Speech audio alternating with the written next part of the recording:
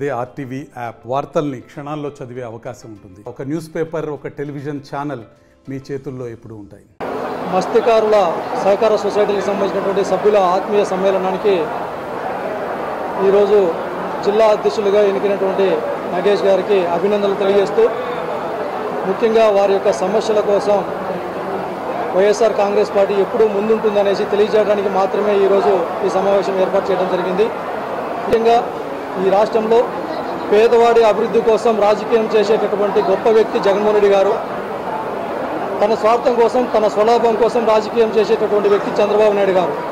ఈ రెండు అంశాలకి తేడా గమనించి ఈ రాష్ట్రంలో ఉన్నటువంటి ప్రతి ఒక్క బీసీ, ఎస్సీ, ఎస్టీ మైనార్టీల యొక్క అభివృద్ధిని కాదించేటటువంటి జగన్మోహన్ రెడ్డి గారికి మరొకసారి 2024లో మనం అందరం కలిసి ముఖ్యమంత్రి చేసుకోవాల్సినటువంటి బాధ్యత మనందరిపైన ఉందనేసి ఈ సందర్భంగా తెలియజేస్తూ, ఈ రాష్ట్రంలో ఉన్నటువంటి బీసీల యొక్క అభివృద్ధి, సంక్షేమం, అదేవిధంగా రాజకీయ రంగంలో ఎన్నడూ లేనటువంటి విధంగా నాపై ఎంతో నమ్మకం ఉంచి నన్ను ఈ అధ్యక్ష పదవికి ఎన్నుకోవడం నాకు చాలా సంతోషకరం. నా వంతు సాయంగా మా మత్స్యకార కుటుంబాలకు ఎల్లవేళలా అందుబాటులో ఉంటూ వారికి ఏ ఆపద వచ్చినా అండగా నేను నిలబడతానని ఈ మీ మీడియా మిత్రుల ముందు సాక్షిగా చెబుతున్నాను.